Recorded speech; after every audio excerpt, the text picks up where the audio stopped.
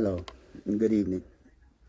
Uh, and this is our part five of our The Fruit Has Increased, and this is the sovereignty of God once again.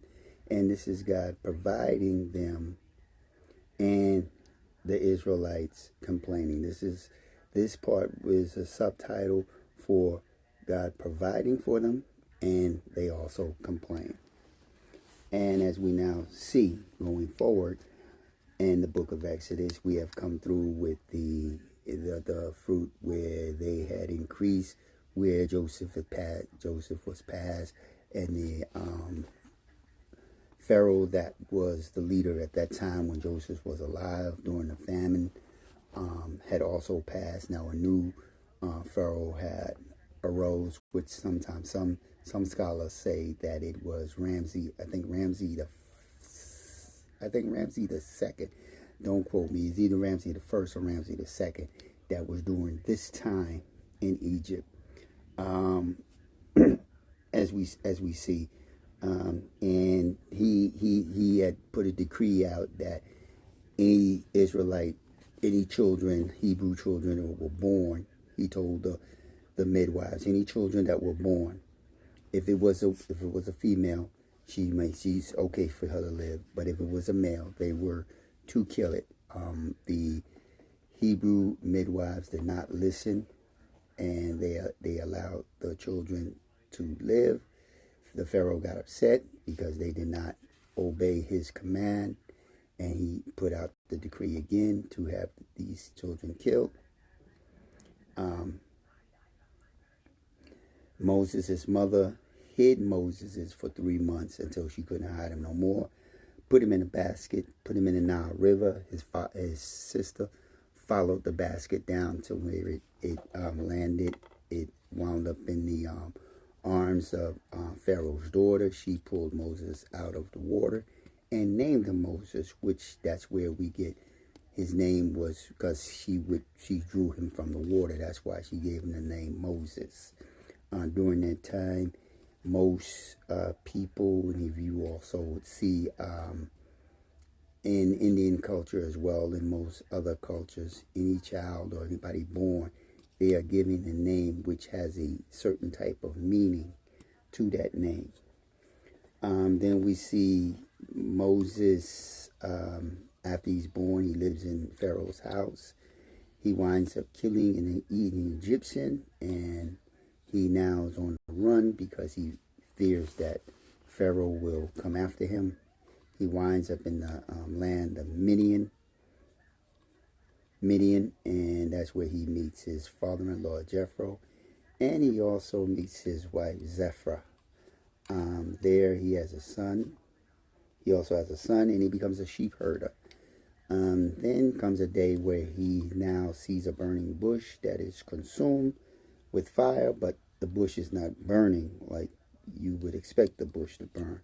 And he goes to investigate, and then the Lord calls him and lets him know that he is the God of Abraham, Jacob, and Isaac, and that he is going to send Moses to free his people because he's heard the cries of the Hebrew children. He's heard their cries, and he's going to send them. Moses then kind of like tries to wiggle his way out of it, saying that who is he to go to Pharaoh and lead people. He's not eloquent to speak, but God tells him, I will put the words in your mouth, and your brother will go with you. Aaron will go with you. He then takes Moses' staff, gives him a sign for the people to understand so that they know he was sent by God. He tells Moses to put his staff down on the ground. It turns into a snake. Moses grabs it by the tail. It turns back to his staff. He tells Moses to put his hand in his bosom. Puts his hand in the bosom. Then it turns. He pulls it out. Is a leopard is in the side of a leopard. He puts it back. It turns back to its natural state. So with those signs, they should know that I sent you.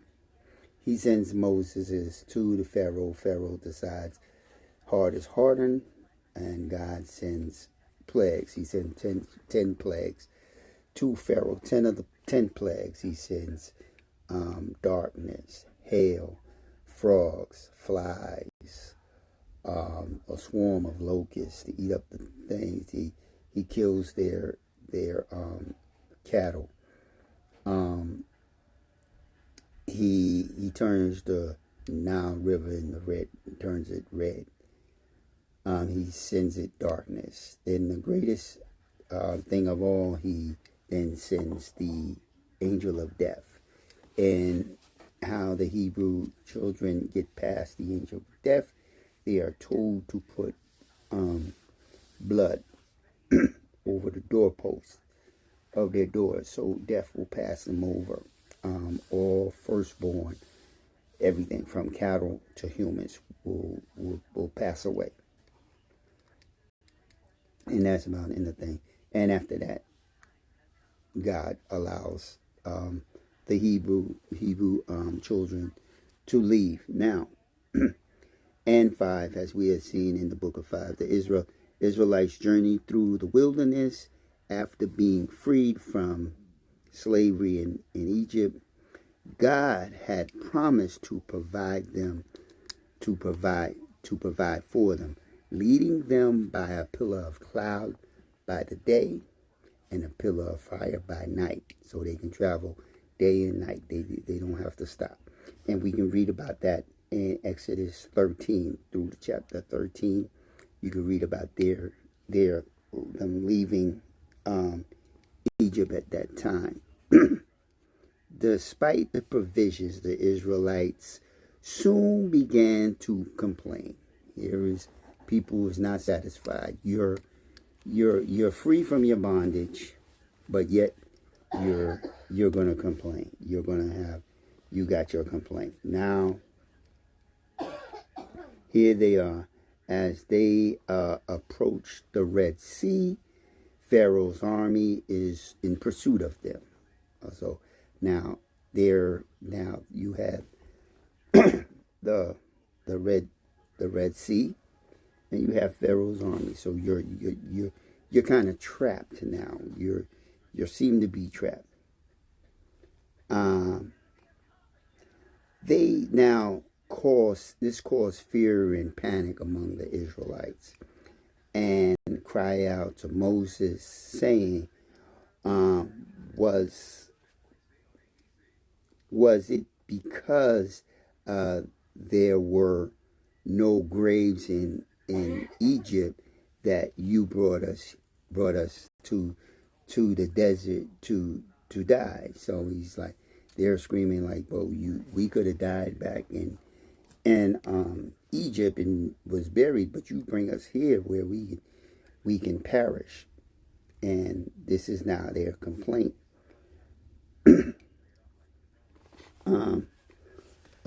What have you done to us by bring us out of Egypt? And in this part in 14, in chapter 14, as we'll see in chapter 14, verse 11. Chapter 14, verse 11.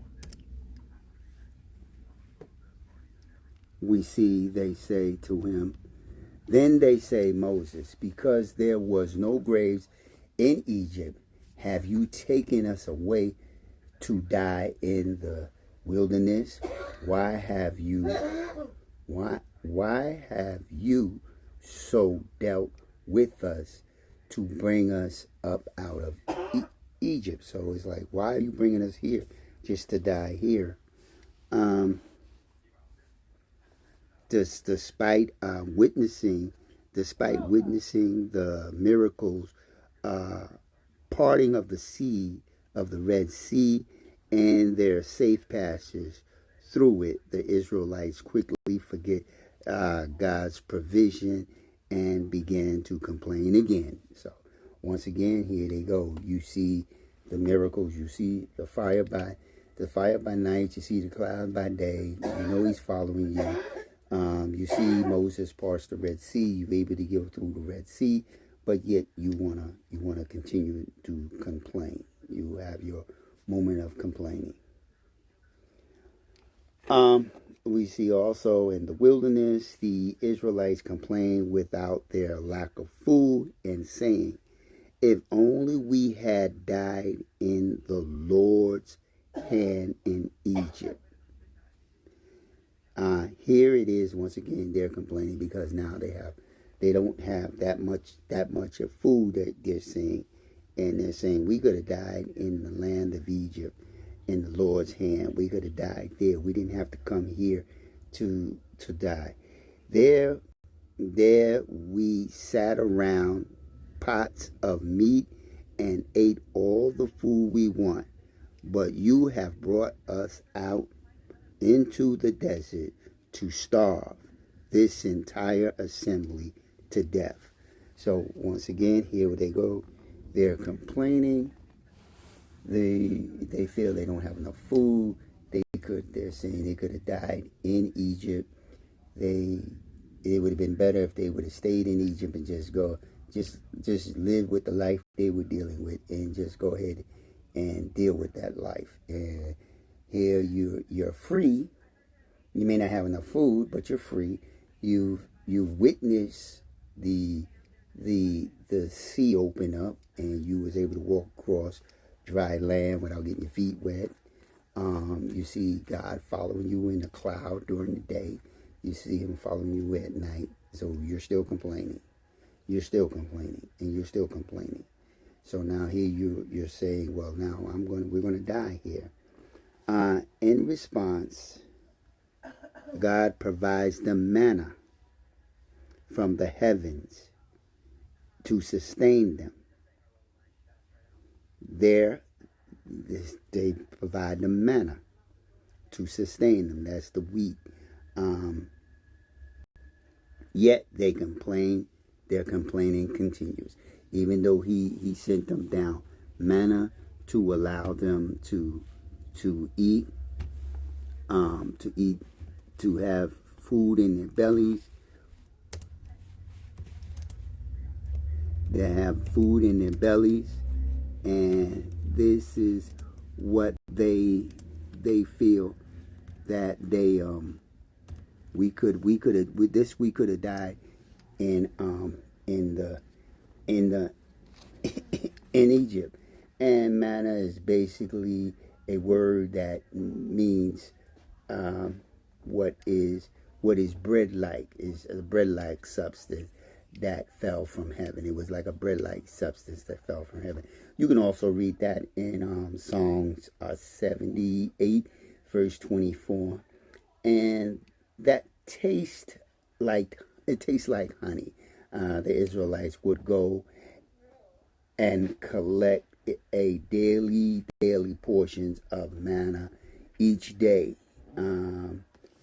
ensuring to get a double portion before the Sabbath, so they didn't work for their food on the Sabbath. So that's what manna is. It was like a wheat substance that fell down from heaven. In Exodus 16:3. And this God responds and provides them with manna. And we see that. You can read that in Exodus chapter 16 verse 3, as we see. The Israelites' constant complaining and lack of faith in God provisions led to consequences. Just like anything in life, if you're always going to keep complaining, you're always going to keep doing something, or even if you go against, like we say, you go against the universe, you're going to have to deal with the consequences of whatever your actions are. So their actions were complaining, constant complaining. So they would have to deal with the complaining that they had. They were now going to be faced with consequences of this. When they gathered more manna than they needed and tried to hoard it, it rotted and became infested with maggots. So you know maggots are those little white things you see when you don't eat something. And you don't eat the little maggots, and they like to eat flesh and things like that. So they gathered so much manna, and they wasn't able to eat it all, and it just grew maggots. And we could also see that also in Exodus chapter 16 verse 20. You can read that there. And when they grumbled about their thirst, Moses struck a rock to provide water for them, but their lack of faith led Moses being denied entry into the promised land. And we'll read about that in Numbers 20 verse 12, when we go into Numbers, right after we finish with Exodus, when we get to another part of Exodus, because we're going to have to go through Joseph first, Joshua, I mean. So there was a moment where Moses was supposed to speak to the rock. God told Moses, speak to the rock, and the rock will provide you water. So Moses spoke to the rock. It provided water. But these people, they kept complaining and complaining and complaining. And Moses grew frustrated, and instead of speaking, he smacked the rock, and the rock split and gave water. That's what he did. He disobeyed what was God's order. That was his consequence. He disobeyed something of God. There was another time Moses disobeyed God also. And it was a moment that he disobeyed God when he didn't circumcise his son. And his wife Zipporah had his son circumcised, and Moses didn't do it. And she did it, and she threw the piece down at Moses' feet. In this, we see this story of the Israelites serve as a warning to us about the dangers of complaining and lacking gratitude for God's provision. A lot of us, we sometimes get blessed with various things, and we forget about the blessing that was given to us, or when somebody does something for us, we forget about the gratitude, and we become complaining about, because we feel we don't have enough. It's not enough. It's not enough that this person did that for us. It's not enough that the person did that for me. It's not enough that we just want to grumble. Sometimes we feel, I feel sometimes it's just in people's nature just to keep complaining, but only thing you complaining is that you're going to set consequences against yourself, because people, like they say, is not going to help you, or you're going to have overabundance where you can't do nothing with it, and it's gonna rot before your eyes. So this is the thing, that when you complain, when you're blessed, don't go around complaining. When God is providing the things for you, don't complain. Be humble about it. Don't be complaining.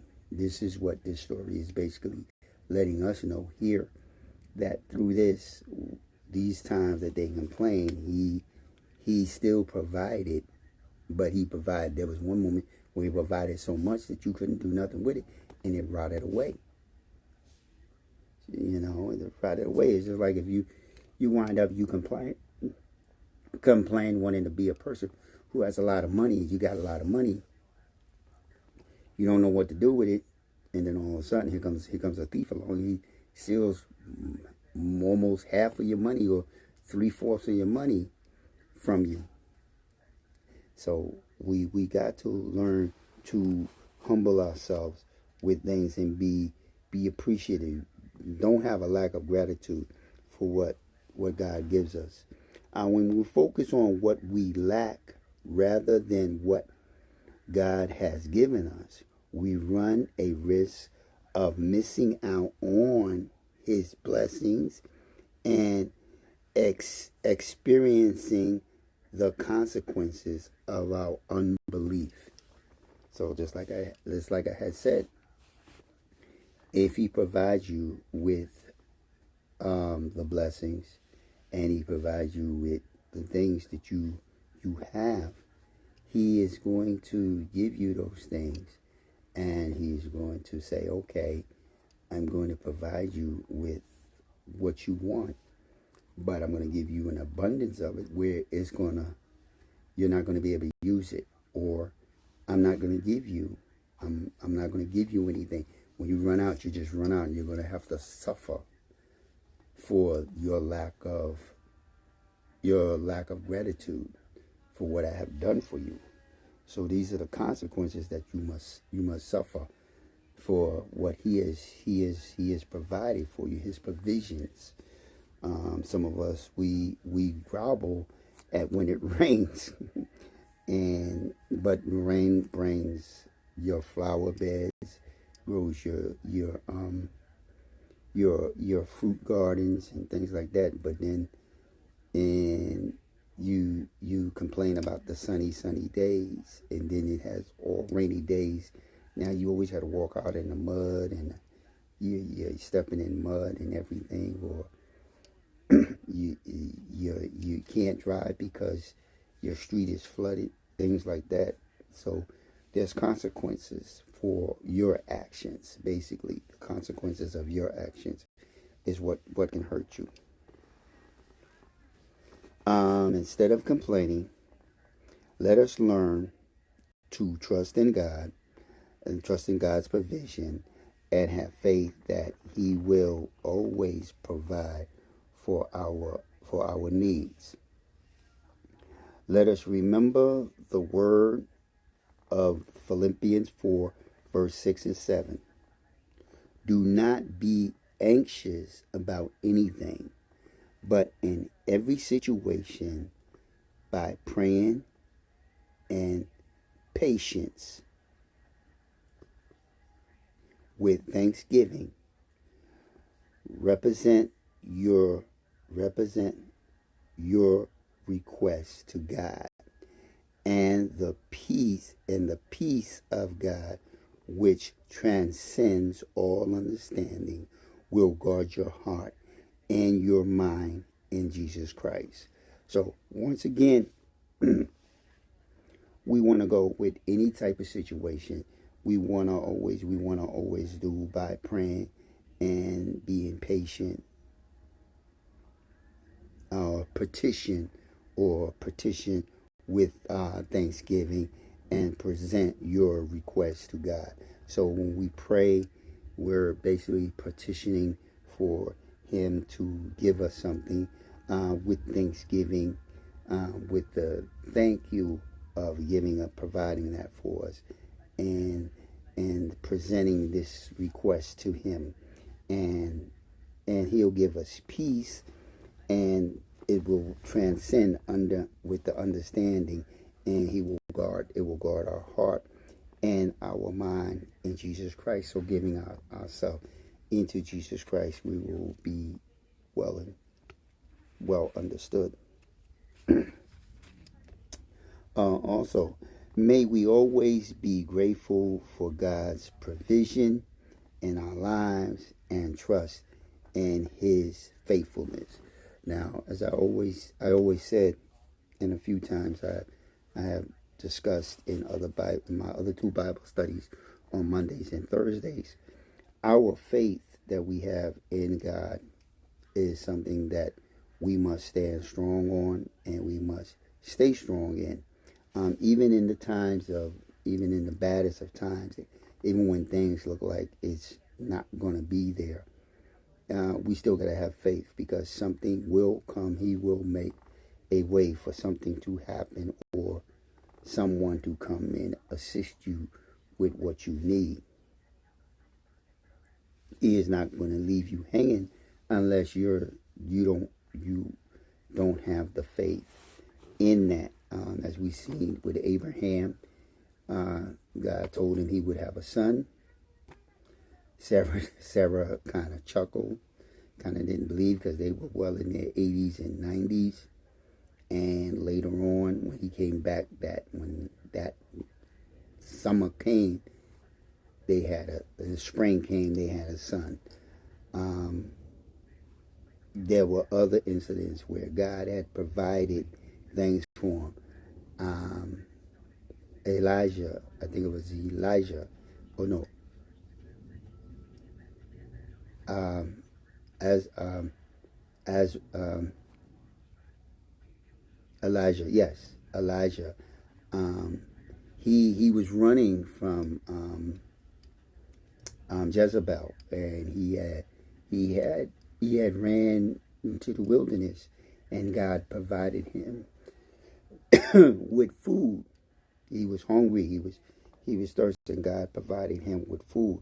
So God will always provide us with something as long as we keep our faith and stay strong within our faith.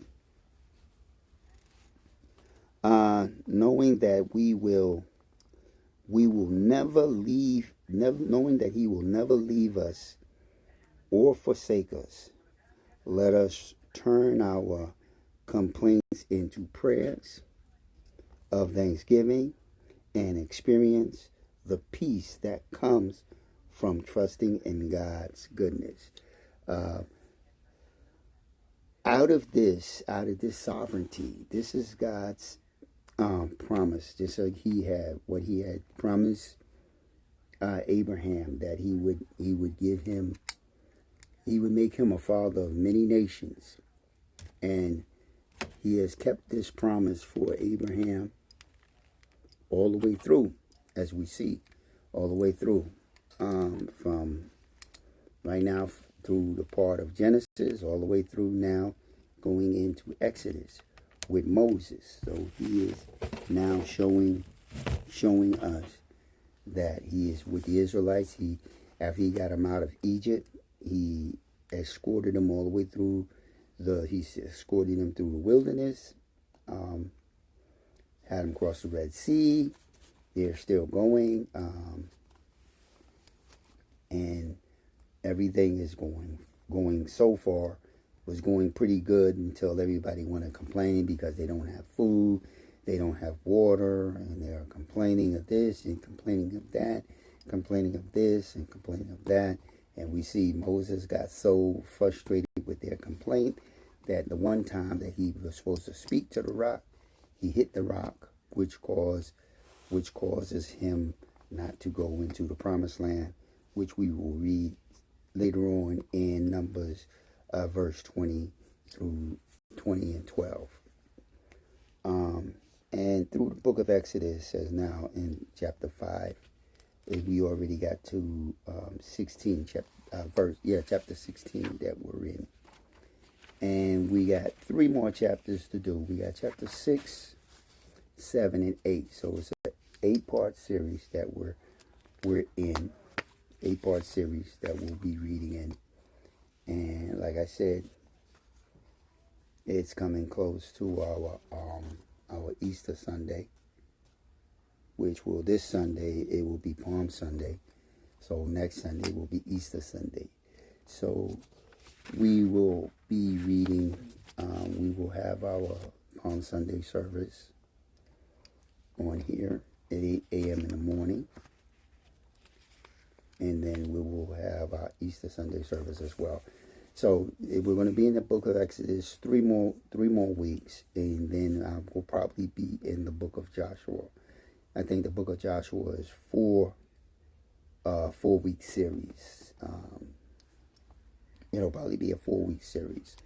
And by this time, we'll probably be through the whole book of the whole Old Testament. We'll see. But right now, we'll be finishing up with Exodus. So until next Saturday, everybody stay strong.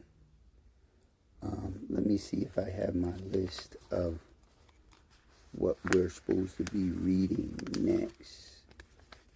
I think we're going to be reading, I think it's chapter 17 and chapter 20 we'll be reading next. And until then, Take it easy, and God bless y'all all. Good night.